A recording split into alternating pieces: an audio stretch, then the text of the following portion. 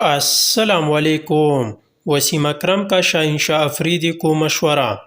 بھارتی ٹیم کے سابق کپتان روہت شاستری کے بیان کے بعد پاکستان کے مایہ ناز سابق فاسٹ بالر وسیم اکرم نے قومی کرکٹ ٹیم کے فاسٹ بالر شاہنشاہ افریدی کو اچھی بالنگ اور اپنی فارم میں واپس آنے کا مشورہ دے دیا۔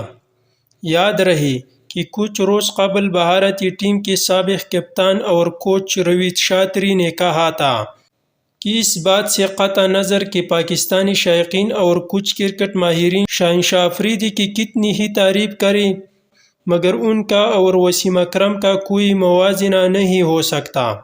روہت شاستری کے بیان کے بعد گزشتہ روز وسیم اکرم نے مقامی اسپورٹس چینل اے اسپورٹس پر ایک سوال کے جواب میں شاہین افریدی کو مشورہ دے دیا۔ انہوں نے کہا کہ شاہین اچھی بالنگ کر رہی ہے، ظاہر ہے کہ ان کا اعتماد تھوڑا کم ہوگا لیکن وہ وکٹ لینے والا بالر ہے، اگر وکٹ نہیں مل رہی تو نارمل رہے اور کچھ بھی غیر معمولی کرنے کی کوشش نہ کرے۔